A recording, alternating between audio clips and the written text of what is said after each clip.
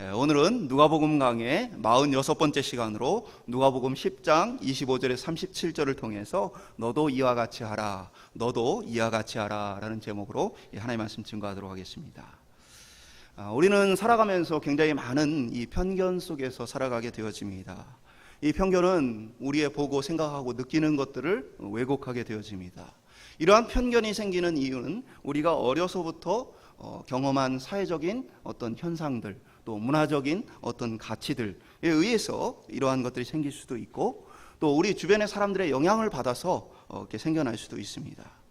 우리가 목격한 것이 아주 작은 경험임에도 불구하고 이 편견이라는 것은 누군가를 좋아하게 하기도 하고 누군가를 싫어하고 미워하게 하기도 합니다. 어떠한 사람을 바라보면 이 편견이 거의 대부분의 사람들에게 있어서 어떻게 보면 사단이 우리를 이용하는 도구로서 쓰여지는 모습을 좀 보게 되어집니다. 분명히 좋은 관계를 맺고 함께 잘 세워갈 수 있음에도 불구하고 편견 때문에 미워하거나 다투거나 서로 깨어지는 일들을 많이 보게 되어집니다. 사실 아무것도 알지 못하는 이 사람은 이 편견 때문에 자기 자신을 속이고 있는 것입니다. 마치 뭔가를 아는 것처럼, 마치 무언가를 경험하고 느낀 것처럼 사실은 스스로 속고 있는 것이죠. 정말 제대로 알고 있는가? 얼마나 그 사람에 대해서 깊이 있게 알고 있는가? 충분히 그 사람을 평가할 만큼 경험해 봤는가? 그러나 실제로 대부분의 사람들은 이 편견 속에서 빠르게 상대에 대한 평가를 내리게 되어집니다. 10명 중에 한두 명은 우리에 대해서 알기도 전에 우리를 좋아합니다. 그가 과거에 좋아했던 사람하고 외모가 닮았든지 목소리가 닮았든지 태도나 행동이 닮았든지 어떠한 이유에서든지 10명 중에 한두 명은 우리를 알기도 전에 좋아합니다. 그리고 또 10명 중에 한두 명은 우리를 알지도 못하는데 미워하고 싫어합니다. 그게 과거에 자신이 미워하고 싫어했던 사람을 닮아서인지, 아니면 어떤 특정한 행동이나 어떤 외모나 이런 것에 대한 자기 나름대로의 어떤 잘못된 기준이 있어서 그런지 모르겠지만 제대로 알기도 전부터 미워하고 싫어하는 모습을 보게 되죠. 그리고 7, 8명의 사람들은 우리에 대해서 무관심합니다. 그러니까 대부분의 사람들은 서로에 대해서 이 편견에 사로잡혀서 관심이 없거나 아니면 알기도 전부터 좋아하고 싫어하는 일들을 하게 되어집니다. 우리 모두는 편견을 가지고 있고 이 편견은 우리 신앙생활의 많은 부분들을 어떻게 보면 일그러진 모습으로 이끌어갑니다. 사단은 우리의 그 연약한 모습들을 이용해서 관계를 깨트리기도 하고, 때로는 무엇입니까? 편견을 통해서 사람들을 끼리끼리 모이게도 합니다. 그래서 어떠한 편견에 의해서 나하고 가까운 사람, 나하고 맞는 사람, 내가 좋아하는 사람들을 구분짓게 하고 그 사람들하고 모이는 끼리끼리의 모임을 통해 어떻게 보면 하나됨과 용납함을 잃어버리게 하게 되어지는 것입니다. 저에게도 편견이 있을까요? 편견이 있지요. 저 죄인인데 저에게도 편견이 있습니다. 제가 편하게 생각하는 성격의 유형들이 있고 제가 가깝게 지내기에 좋은 유형들이 있습니다. 근데 그 사람에 대해서 충분히 알기도 전에 몇몇의 모습을 보고 그러한 느낌과 마음을 갖게 되어지는 모습을 보게 되어집니다. 사람은요, 다 자신을 의롭게 여깁니다. 그래서 자기 자신을 기준으로 해서 자신에게 맞는 사람과 맞지 않는 사람들을 구분하게 되어집니다. 그래서 그 사람이 옳거나 그르거나 관계없이, 그 사람이 바른 태도가 아니거나 관계없이 나 자신에게 유리하게끔 모든 정보를 왜곡하는 것, 그것이 바로 우리의 죄성에 나타나 있는 모습입니다. 나의 생각을 정당하기 위해서 모든 책임을 상대에게 씌우는 것이 한편의 편견입니다. 그 사람은 아무 문제가 없는데 내 속에 일그러진 모습 때문에 그 사람을 문제있다 여김으로써 나는 괜찮다라는 나 스스로의 합리성, 정당성을 만들어가는 것입니다. 다른 사람을 깎아내리고 비난함으로써 얻게 되어지는 이러한 합리성은 사실은 하나님 기뻐하시는 모습이 아닌 것입니다. 또한 이러한 합리성 속에서 서로 무리를 만들게 되어지고 나는 그 무리에 속함으로써 안정감을 느끼게 되어지는 것이 이 사람들의 모습입니다. 이렇게 삐뚤어진 인간의 본성을 가장 잘 보여주는 것이 어떻게 보면 오늘 본문에 나타나 있는 이 사마리아인들과 그리고 유대인들 사이의 갈등 관계로 볼 수 있습니다. 우리가 편견에 사로잡히게 되어지면 그것 가운데에 죄의 지배를 받게 되어지고 죄의 종이 되어집니다. 그러고 나면 내 주 그리스도에 대한 생각을 잊어버리게 되어지고 그리스도를 순종하고 따라가는 능력을 상실하게 되어집니다. 그리고는 그리스도인으로서의 정체성이 흔들리기 시작하는 것입니다.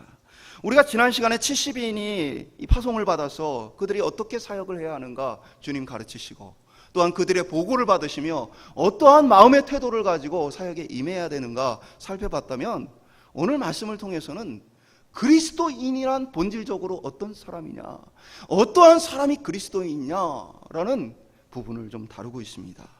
보냄받은 자, 보냄을 받도록 먼저 부름받은 사람의 특징에 대해서, 그의 모습에 대해서 오늘 본문은 이야기를 해주고 있는 것입니다. 어떤 사람이 구원받은 자냐, 어떤 사람이 부름을 받아서 하나님께 보냄을 받은 자냐, 오늘 말씀을 통해서 예수님께서 말씀하시는 구원받은 자, 보냄받은 자, 부르심을 입은 자, 우리 자신의 모습을 돌아볼 수 있기를 소망합니다. 첫 번째 따라해 보겠습니다. 어떻게 영생을 얻을 수 있는가? 25절에 보면 어떤 율법교사가 예수님을 시험하기 위해서 묻습니다. 율법교사가 진정으로 예수님의 말씀을 듣고 순종하기 위해서라기보다는 예수님을 좀 곤란하게 하기 위해서 사실은 이 질문을 던진 것입니다. 어떻게 얘기를 하느냐? 내가 무엇을 하여야 영생을 얻으리까? 예수님께서 이런 질문을 종종 받으셨습니다. 유대인들의 관심은 무엇이냐면 무엇을 행해야 구원을 얻는가? 어떻게 행해야 구원을 얻는가? 왜 이것에 대한 관심을 갖고 있느냐? 유대인들은 기본적으로 율법을 지켜야만 구원을 얻는다는 사실을 알고 있습니다. 다만 율법을 지킨다는 게 어떤 의미냐는 당시에 다양한 해석들이 존재했습니다. 그래서 예수님께서도 그에게 어떻게 얘기를 하십니까? 율법에 무엇이라 기록되었으며 내가 어떻게 읽느냐라고 이 사람에게 질문을 던지죠.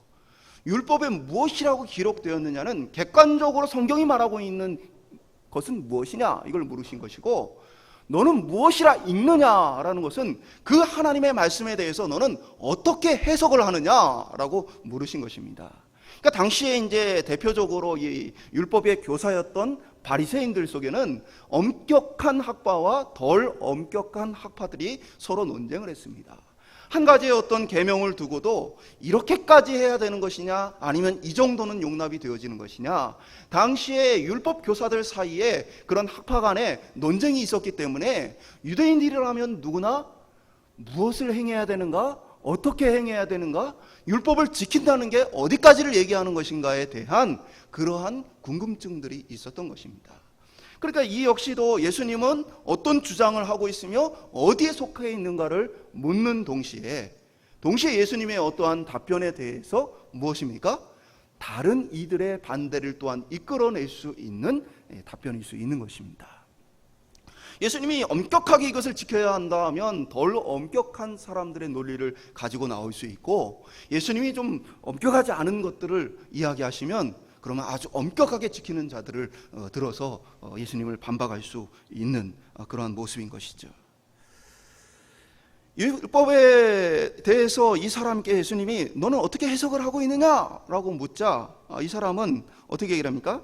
내 마음을 다하고 목숨을 다하며 힘을 다하며 뜻을 다하여 주 너의 하나님을 사랑하고 또한 내 이웃을 내 자신같이 사랑하라 하셨습니다 라는 이야기를 합니다. 그러니까 이게 이제 신명기 6장 5절 말씀과 레위기 19장 18절 말씀을 이제 합쳐놓은 거예요. 이 사람은 율법의 본질에 대해서 정확하게 지금 파악을 하고 있습니다. 예수님도 이 부분에 대한 질문을 받았어요. 율법 중에 어떤 것이 가장 중요한 계명입니까? 라고 예수님 질문을 받자 예수님 똑같이 말씀하셨어요. 하나님 사랑과 이웃 사랑이라는 얘기를 하셨어요. 그러니까 이 사람 역시도 너는 율법에 대해서 어떻게 해석을 하느냐라고 이야기하자 이 사람 역시도 엄격하게 지켜야 되느냐, 덜 엄격하게 지켜야 되느냐 이 얘기를 하지 않고 율법의 본질은 하나님을 사랑하고 이웃을 사랑하는 것입니다 라고 율법이 말하고 있는 그 본질을 정확하게 바른 대답을 예수님께 했습니다. 예수님 역시도 이 대답을 들으시고 내 대답이 옳다라고 인정하십니다. 근데 예수님은 옳으니까 이것을 행하라. 그러면 살 것이다. 산다는 얘기는 영생을 얻는다라는 표현이고, 영생을 얻는다라는 이 말은 사실은 얻다라는 말이 상속받다라는 뜻을 가지고 있습니다. 이러한 사람이 하나님으로부터 하늘을 상속받을 수 있는 사람이다. 천국을 상속받을 수 있는 사람이다. 예수님이 말씀해 주신 것입니다. 우리는 구원을 이야기할 때에 자꾸만 하나님과의 관계만을 구원의 어떠한 부분으로 이야기하는 것을 보게 되어집니다. 사실 이것은 착각입니다. 오늘 구원과 영생을 얻는 것이 만약에 하나님과의 관계만으로 끝난다면 이 사람의 대답은 하나님을 사랑하라 라고 했으면 됐고, 예수님도 하나님을 사랑하면 된다 라고 하시면 끝날 거예요. 그러나 예수님 그리고 이 사람은 어떻게 얘기를 했어요? 이웃을 사랑하라 라는 이야기를 하게 되어집니다. 곧 우리의 영생과 구원은 하나님과의 관계만으로 끝나는 것이 아니고 이웃과의 관계와도 깊이 있게 연결이 되어져 있다는 사실입니다. 오늘 한국교회가 어떻게 보면 교조주의라고 말하는데, 교조주의가 뭐냐면 교리에 지나치게 몰두함으로 인해서 어떻게 보면 이 당시 율법 교사들과 같이 율법의 본질에 대한 부분들을 잊어버리고 좀 한쪽으로 치우친 그러한 신앙생활을 하는 것을 교조주의라고 얘기해요. 그러니까 이 당시의 사람들과 같이 오늘날 우리 가운데 어떤 것이 있냐면 하나님과 내 사이에서만 구원이 있다고 생각을 해요. 그래서 내가 예수를 믿고 하나님을 따르고 그러면 구원을 얻는다라고 생각을 하지만, 성경 모든 부분은 구원은 우리의 전인격적인 변화요 모든 본질의 변화로서 하나님과만의 관계로 끝나는 것이 아니라는 것을 분명히 하고 있다는 사실입니다. 다른 본문에 보면 한 부자 청년이 예수님께 와서 어떻게 영생을 얻느냐 예수님께 묻습니다. 그때 예수님은 십계명 가운데에 인간과 관련된 말씀하셔요. 이웃사랑에 대한 말씀을 하십니다. 그러니까 이 사람에게는 오히려 뭐만 얘기하셨어요? 하나님과의 관계에 대한 얘기를 안 하고 인간관계에 대한 이야기를 하셨어요. 왜냐하면 이 사람은 진짜로 하나님을 사랑하고 따르는 사람이거든요. 그런데 그에게 참된 구원이란 무엇이냐? 이웃을 사랑하는 것. 그래서 예수님 뭐라고 말씀하셨어요? 이 사람에게 내 가진 것을 다 팔아 가난한 자들에게 나눠주고 너는 나를 따르라 라고 말씀하셨던 것이죠. 왜 그렇게 말씀하셨느냐? 우리의 구원, 영생은 우리의 어떤 지식과 하나님과의 관계만으로 이 편협하게 끝나는 것이 아니라 우리 전체를 바꾸어서 우리 이웃과의 관계 속에 드러나고 나타난 것이기 때문입니다. 요한복음 14장 15절과 21절에 보면 너희가 나를 사랑하면 나의 계명을 지키라. 나의 계명을 가지고 지키는 자라야 나를 사랑하는 자니. 그러니까 무엇이냐? 구원과 영생이라는 것은 나를 사랑함으로써 내 계명을 지키는 것이다. 그 계명 속에는 뭐예요? 전인격적인 변화와 삶을 다 담고 있다는 사실이에요. 하나님만 믿고 하나님만 따르는 것이 아니라는 사실입니다. 한마디로 그들이 사랑하지 않는다면, 다른 이들을 사랑하지 않는다면 나를 사랑하지 않는 것이다. 나의 사랑하라는 이 계명을 지키지 않는 것은 나를 사랑하지 않기 때문이다. 영생의 본질은 우리의 모든 것들이 변화되어지는 것을 이야기하는데, 그것은 내가 좋아하는 것만 좋아하는 것을 이야기하는 것이 아니고 내가 변화되는 것을 이야기합니다. 예수님께서는 누구는 사랑하고 누구는 사랑하지 않는 자들 향해서 이방인들 그들과 같이 한다, 죄인들도 그와 같이 한다 라는 이야기를 하십니다. 이방인 죄인은 뭘 얘기합니까? 영생을 얻지 못한 자, 영생을 상속받지 못한 자를 이야기하는 것입니다. 이러한 사람들의 특징은 어떻게 되어집니까? 나하고 맞는 사람은 사랑하지만 나하고 맞지 않는 사람은 사랑하지 않는 것이에요. 이러한 사람들의 특징은 사랑스럽게 보이는 사람만 사랑하는 것이에요. 그러나 영생을 얻은 자는 그 본질이 변화되어서 자신이 사랑이 되어지는 것입니다. 자석에 철을 갖다 대면 붙게 되어 있습니다. 철을 갖다 대면 그냥 무조건 붙게 되어 있습니다. 그것은 자석이 가지고 있는 철을 당기는 그러한 본성과 성질 때문에 그런 것입니다. 우리가 그리스도인이 되었다는 건 어떤 것입니까? 내 안에 사랑이 일어나는 것입니다. 그래서 그 사람이 나의 본성을 넘어서서 사랑스럽게 보이고, 내가 그 사람에 대해서 이해하게 되어지고, 내가 그 사람을 용납할 수 있게 되어지고, 내가 그 사람을 용서할 수 있게 되어지고, 내 안에 자꾸만 그러한 마음들이 불일 듯 일어나게 되어지는 것, 내 본질이 변화되어진 것, 바로 그것이 오늘 본문이 말하고 있는 사랑하는 것, 영생을 얻는 것, 구원을 받기 위해 해야 하는 것이라고 성경이 말하고 있는 것입니다.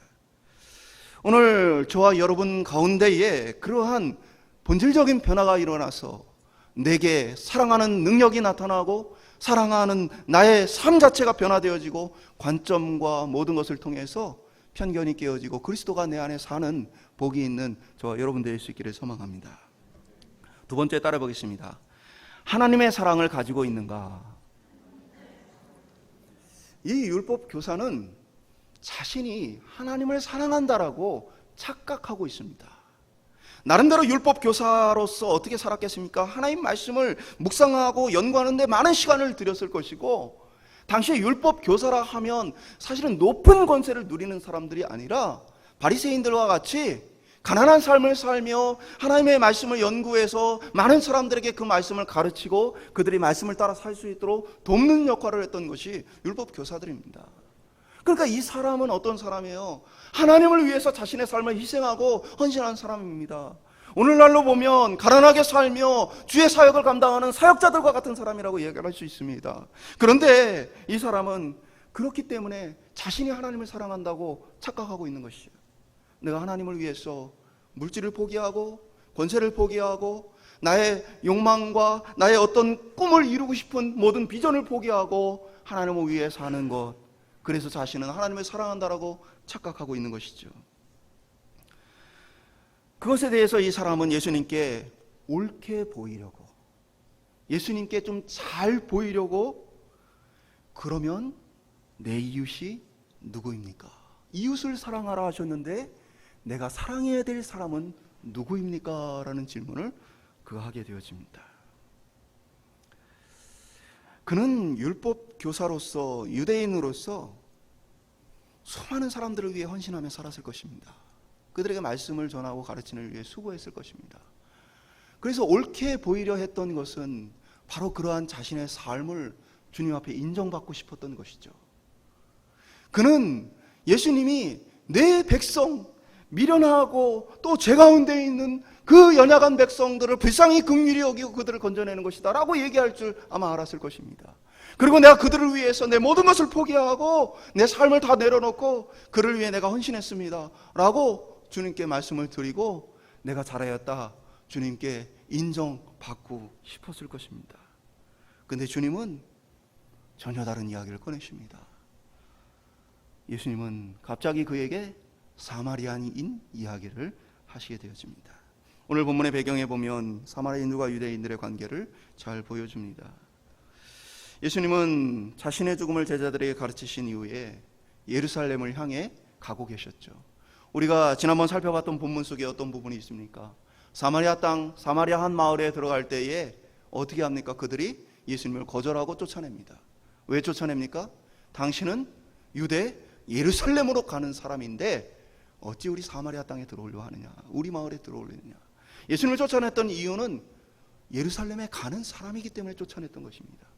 예루살렘으로 가는 사람은 우리 동네 발도 디디면 안 된다라고 생각할 만큼 사마리아인들도 유대인들을 싫어했고, 또 유대인들 역시도 그 먼 거리를 여행하면서 사마리아를 통과하면 좀 쉽게 갈 수 있음에도 불구하고 되도록이면 그 사람들하고 접촉하지 않으려 먼 길을 돌아갔던 것이 당시 유대인들의 모습이었습니다. 전에 말씀드렸던 것처럼 이들에게는 역사적인 갈등들이 있었는데, 유대 나라가 다시 재건하고 성전을 지을 때, 또 성벽을 세워갈 때 이 사마리아인들은 끊임없이 방해하고 그것들을 무너뜨리려 하고 공격해왔던 모습들을 보게 되어집니다. 원수 같은 사람들이죠. 사마리아인 입장에서는 성경 신구약 사이의 중간기 속에 보면 그들이 제단을 쌓고 예배를 드리던 곳을 유대인들이 와서 우상 숭배다 하고는 다 때려부시고 갔던 일들이 있습니다. 그러니까 둘 사이는 어마어마한 긴장관계와 서로 미워하는 마음으로 채워졌던 것이 그들의 모습입니다. 미워하는 것도요, 정말 무서운 거는 내가 미워하는 것보다 어려서부터 미움을 가슴에 새기며 자란 것은 그보다 훨씬 해결하기가 쉽지가 않습니다. 무엇이냐면 내가 미워하는 건요, 나를 누군가가 해코지를 해서 내가 어려움을 겪었어요.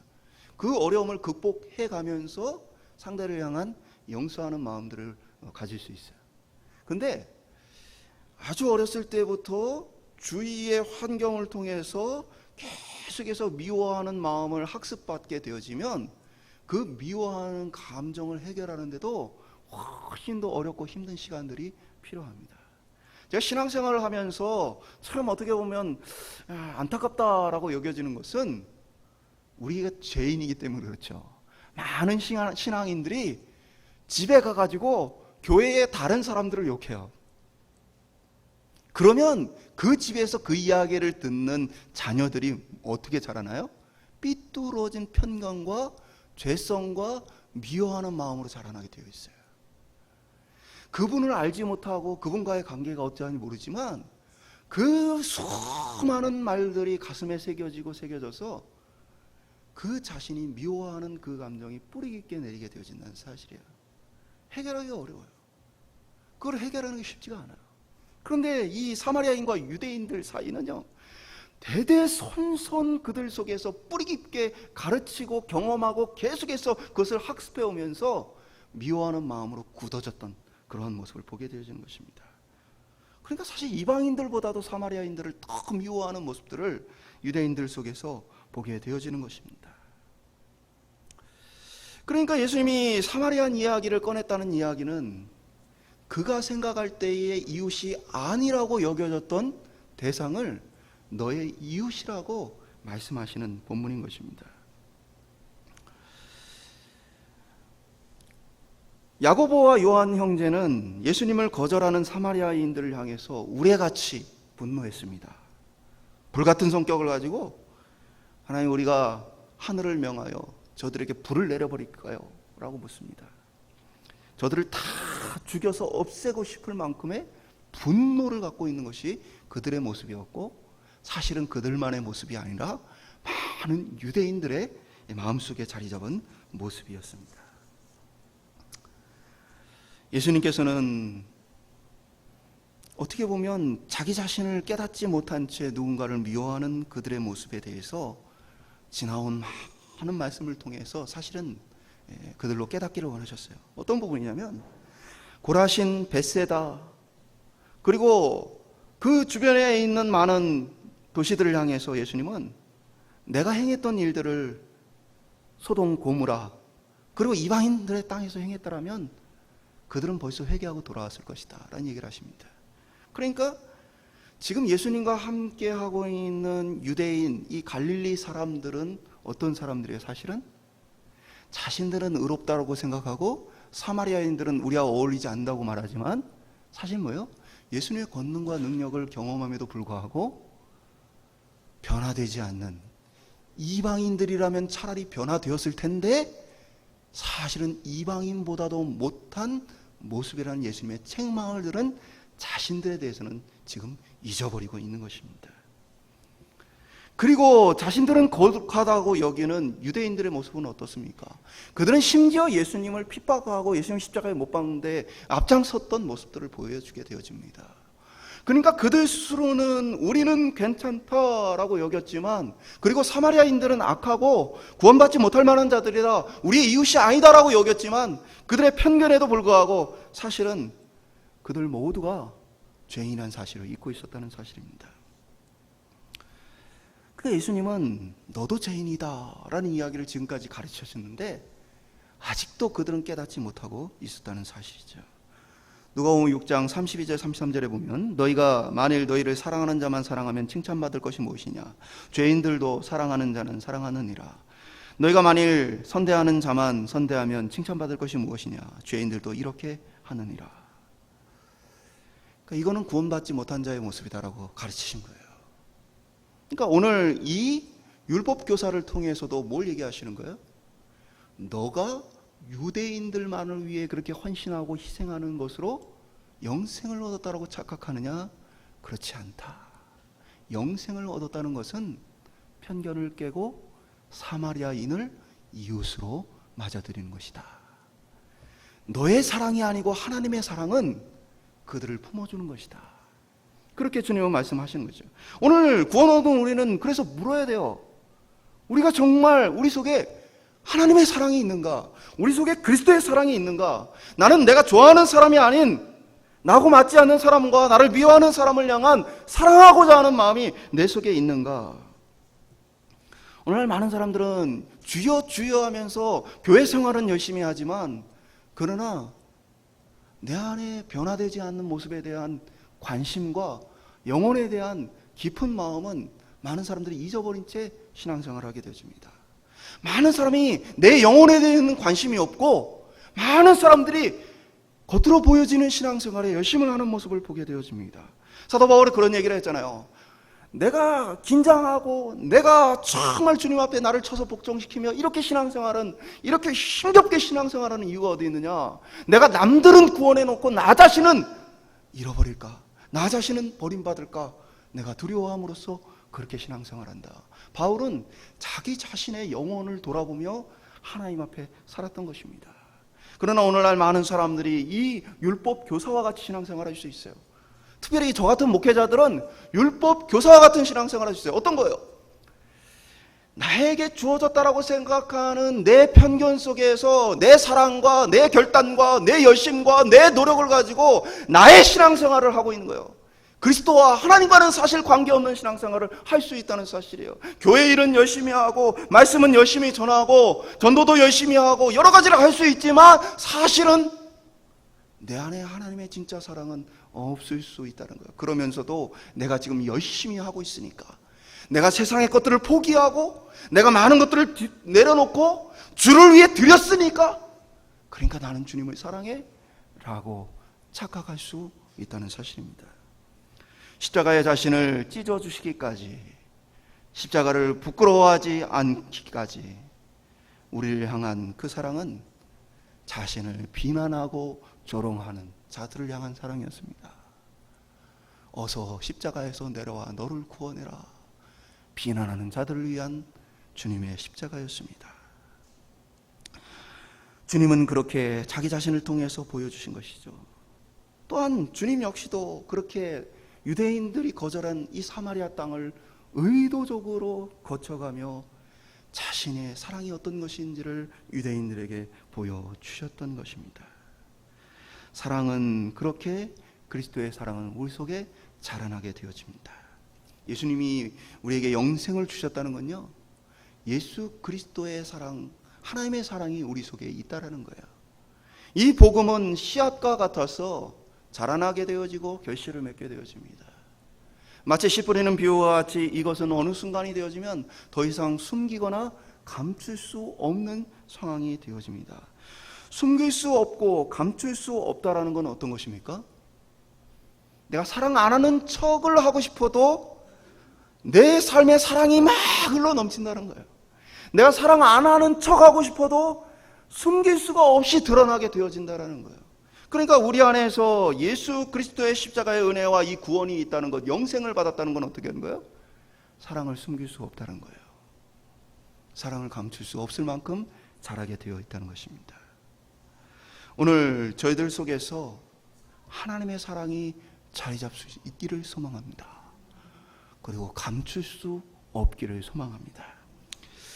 세 번째 한번 따라 보겠습니다. 지금 사랑하고 있습니까? 예수님은 예루살렘에서 여리고로 내려가다가 강도 만난 사람의 얘기를 하고 있습니다.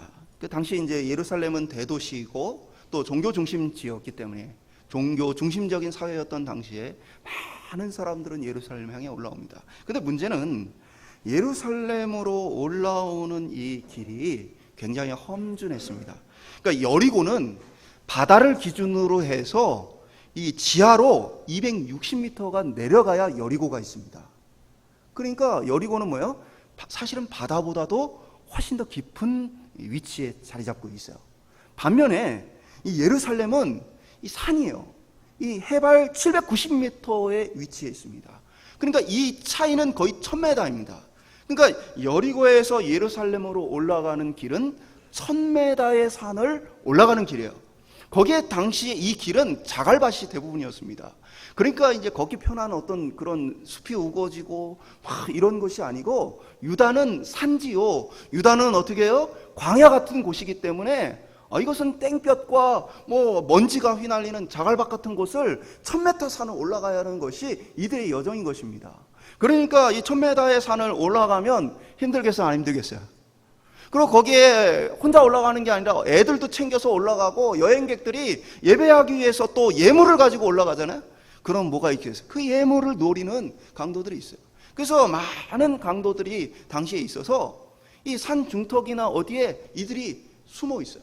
그러면서 자신들 어떻게 해요? 쉬면서 힘을 비축하고 있다가 거기를 지나 올라가는 사람들을 보고 저들이 지쳐 있을 때가 되어지면 뭡니까?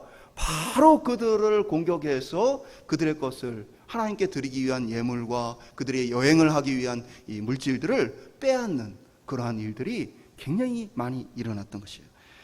그래서 제롬은 이 길을 뭐라고 얘기했냐? 피의 길이라고 얘기했어요. 왜? 수많은 사람들이 이 길을 올라가다가 강도를 만나고 피를 흘리는 일들이 많으니까 이 여리고에서 예루살렘으로 올라가는 길을 피의 길이라고 부르기도 했습니다. 그리고 이곳에는 이제 제사장들이 제사를 지내야 했기 때문에 이 여리고 성에서 이 예루살렘까지의 거리가 이렇게 성경이 정하고 있는, 걸어갈 수 있는 정도의 거리가 되어집니다. 그리고 예루살렘 성전의 모든 것을 다 갖출 수가 없기 때문에 여리고 성에 약 한 1200명 정도가 머물 수 있는 장소가 있었습니다. 그러니까 이곳에서 머물렀다가 제사장과 레위인들이 어디로 올라가요? 예루살렘으로 올라가게 되어지는 것이죠. 여행객들도 이 여리고에 1200명 정도가 머물 수 있는 이 숙소가 있으니까 여기에 쉬었다가 바로 다시 예루살렘으로 올라가는 길에 가는 겁니다. 제사장과 레위인들이 이 길을 가는 이유는 바로 그들이 맡겨진 역할을 감당하기 위해서인 거예요. 제사를 지내기 위해서. 제사를 이들이 계속 지내는 게 아닙니다. 이스라엘에는 24반차, 24반열이 있어요. 뭐냐면은 24개의 팀으로 구성이 됩니다. 전국에 있는 제사장과 레위인들이 24개로 구성해서 이들이 1년 동안 돌아가면서 제사를 하게 되죠. 그러니까 이들이 제사할 수 있는 실제 기간은 한 보름 정도 되어집니다. 그래서 보름을 섬기고 나면, 1년에 보름 섬기고 나면 자기 고향으로 돌아가는 거예요. 그러니까 1년의 보름을 이 예루살렘 성전에서 섬긴다라는 건 제사장과 레위인들에게도 굉장히 어떤 일이겠어요? 특별한 일이고 가치 있는 일이었던 것이죠. 그런데 문제는 뭐냐면, 시체를 가까이 하게 되어지면 제사장과 레위인들은 성전에서 섬기는 일을 감당할 수가 없게 되어 있습니다. 율법에 심지어는 어느 정도까지 나왔느냐? 구약성경에 보면 나답과 아비후가 하나님이 말씀하시지 않는 불을 가지고 제사를 지냈다가 그들이 죽임을 당합니다. 그러자 그 형제들에게 하나님께서 너희 형제의 제사를 하지, 장례를 치르지 말라고 합니다. 왜냐하면 그들이 장례를 치루었다가는 어떻게 됩니까? 하나님께 제사장이 남지 않기 때문에 그래요. 그래서 이 시체를 가까이 하게 되어지면 제사장으로서의 모든 직무가 정지되어 버리는 거예요. 한번 제사장과 레위인의 입장에 생각해 보세요. 1년의 보름, 딱 15일을 그 예루살렘에서 섬길 수가 있어요. 얼마나 큰 영광입니까? 그래서 먼 거리 여행을 왔고 이제 예루살렘에 올라가서 드디어 이 1년에 기다렸던 그 보름 동안 하나님의 영광을 위해서 불사를, 자신의 어떤 체력을 다 쏟아부어서 그 하나님께 영광들이 준비를 하고 왔어요. 그런데 지금 한 사람이 쓰러져 있어요. 이 사람이 만약에 죽었다면, 그리고 혹시나 내가 데리고 가는 중에, 치료를 하러 데리고 가는 중에 이 사람이 죽어버린다면 자신이 이곳까지 여행을 온 것과 더불어 1년 동안 기다렸던 이 섬기는 기회가 어떻게 해요? 날아가 버린 것입니다. 그러니까 이들은 어떻게 합니까? 사마리아인을 보고는 못 본 척 지나가게 되어집니다. 그리고 제사장과 레위인이라고 예수님이 비유를 들었던 이유는 이들이 유대인들이 생각할 때에 그래도 가장 어떤 사람들이요? 거룩한 사람들입니다. 이 사람들은 하나님께 제사를 드려야 하는 사람들이기 때문에 날마다 정결을 위해 힘쓰고 날마다 거룩하게 살기 위해서 자신을 조심했던 사람들이 이들입니다.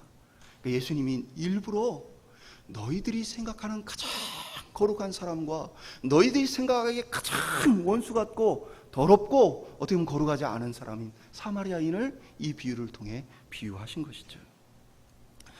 그런데 사마리아인은 어떻게 합니까? 사마리아인은 2데나리온을 주막집 주인에게 주면서 이 사람을 치료해달라. 그리고 만약에 돈이 부족하면 내가 다시 돌아오는 길에 이 사람을 위한 비용을 다 지불을 하겠다.